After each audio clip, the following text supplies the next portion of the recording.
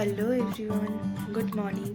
আজকে সকাল সকাল উঠে পড়েছি কারণ আজকে হচ্ছে সেই দিনটা যেদিনকে ইভেন্টটা ফাইনালি হতে চলেছে, যার জন্য এতদিন এত শপিং করা, যার জন্য এতদিন ওয়েট। তো সেই জিনিসটা আজকে হতে চলেছে, কিন্তু তার আগে আছে আমার এক্সাম। তো এক্সাম দিতে যাব, দুটো পেপার আছে আজকে আমার 11:30 থেকে 4:30। বেরাতে হবে তাড়াতাড়ি, তাই সকাল সকাল উঠে পড়েছি, রেডি হব, হয়ে সব কিছু একেবারে গুছিয়ে টুছিয়ে বেরাবো। তো সাথে থাকো, দেখতে থাকো, ভিডিওটা স্কিপ না করে, কারণ স্কিপ করলে অনেক কিছু মিস করে যাবে। তো চলো যাওয়া যাক। সকাল থেকেই ওয়েদারটা কেমন একটা মেঘলা মেঘলা হয়েছিল, বেশ ভালোও লাগছিল, কিন্তু আবার টেনশনও হচ্ছিল যদি বৃষ্টি হয় তখন কি হবে, কিভাবে যাব এক্সাম দিতে।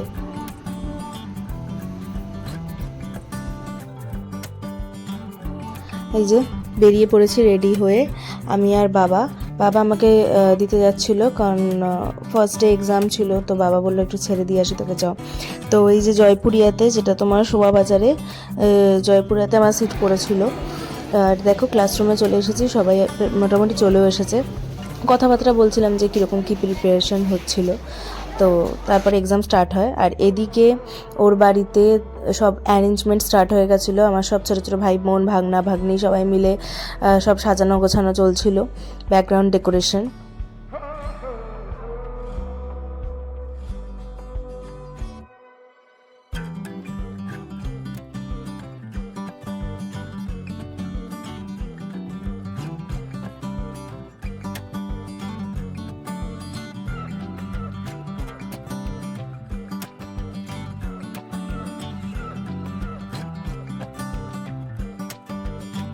আমারও এক্সাম শেষ হয়ে আমি ডাইরেক্ট ওদের বাড়িতে চলে আসি, কারণ আমাকে যেই মেয়েটা সাজাবে আমারই ফ্রেন্ড, ও চলে এসেছিলো। তো রেডি, এই যে দেখতে পাচ্ছ আমি বসে পড়েছি মেকআপের জন্য। আর এদিকে আমার বাড়ি থেকে বাবা মা, আমার পিসা দাদু সবাই মিলে বেরিয়ে পড়েছিল তত্ত্ব নিয়ে ওদের বাড়ি।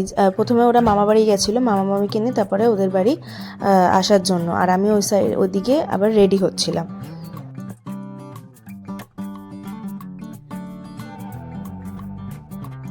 মিষ্টির দোকানে চলে এসেছে।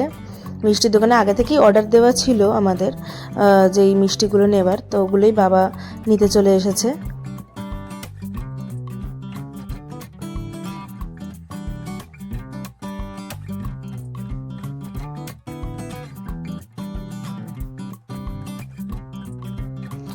আর দেখতেই পাচ্ছ আমি রেডি হয়ে গেছি।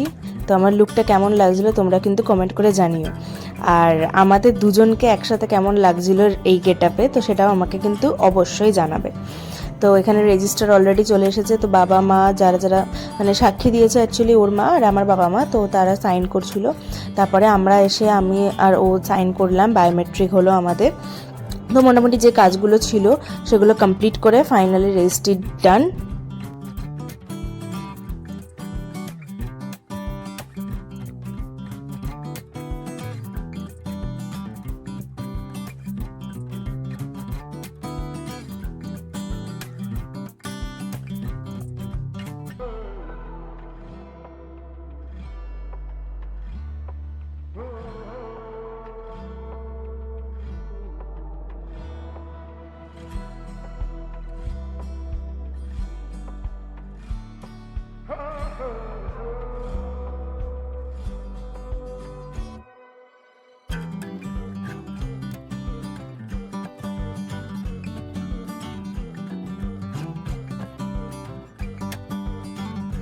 তারপরে চলছিল সাথে সাথে এখানে ফটো সেশন, তো মাঝে মাঝে মানে সব কাজকর্ম করতে করতে আর কি একটুখানি পোজ দেওয়াও চলছিল। আর এই যে আমাদের মালাটা দেখো, মালাটা কি সুন্দর পিঙ্ক কালারের মধ্যে, তো মালা বদলও আমাদের হয়েছিল। তো এই যে মালা আমরা দুজনের পরে নিচ্ছি।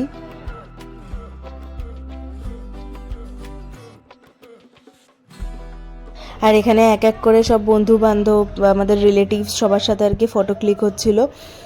আর এখানে আমরাও একটুখানি পোজ দিয়ে ফটো তুলে নিচ্ছিলাম আর কি।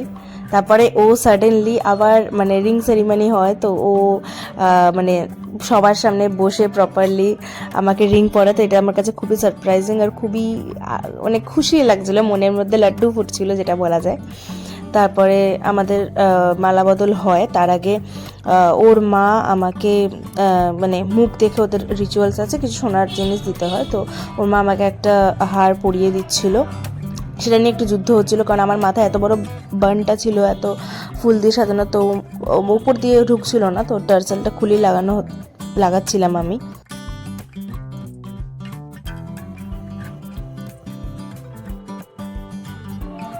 ফাইনালি মালা বদল ডান, রেজিস্ট্রি ডান, অফিসিয়ালি আমরা এখন ম্যারিড।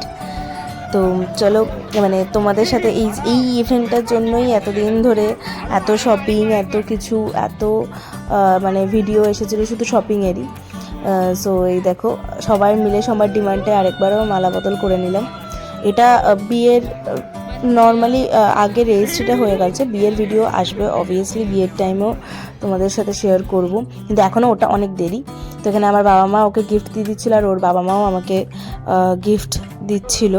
তারপরে আমাদের এই যে দুটো ফ্রেন্ড প্রীতেশ শতরূপা, ওদের দেওয়া গিফটটা আমরা ওখানে খুলে দেখছিলাম আমি ওদের ঘরে এসে। মানে এত সুন্দর গিফট হয়েছে, যেটা আমার সব থেকে বেশি পছন্দের হয়েছে, মানে পার্সোনালি খুব খুব খুব পছন্দ আমার, কারণ আমার এই ফটোটা হচ্ছে গিয়ে মোস্ট ফেভারিট ফটো ছিল, মানে আমাদের দুজনের সব ফটোগুলোর মধ্যে। তো আমি খুব হ্যাপি হয়ে গেছিলাম এই ফটোটা দেখে, যে এত সুন্দর একটা মানে গিফট ওরা আমাকে দিয়েছে। দেখো ফটো ফ্রেমটা, এই ফটোটা হচ্ছে আমাদের দুজনের মোস্ট ফেভারিট ফটো।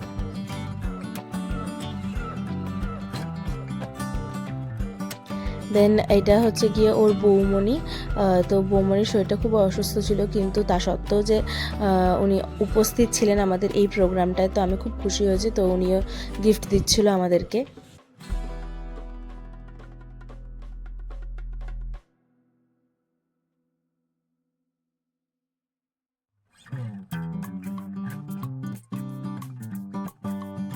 তারপরে চলে আসে খাওয়া দাওয়া পর্ব।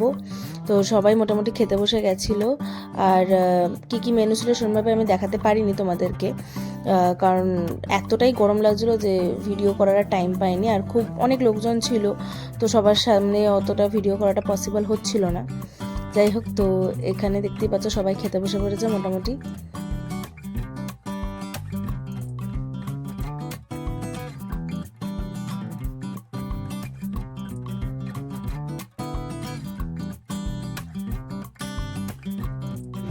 তারপরে খেতে বসে পড়েছিলাম আমরা সব বন্ধু বান্ধব মিলে, লাস্ট ব্যাচে আমরা খেতে বসেছিলাম। তো সব ভাই বোনেদের ডিমান্ডে ও আমাকে একটুখানি খাইয়ে দিচ্ছিল, আমি ওকে একটুখানি খাইয়ে দিচ্ছিলাম, মানে এটা আর কি সব বাচ্চাদের মানে ভাই বোনেদের ডিমান্ড ছিল।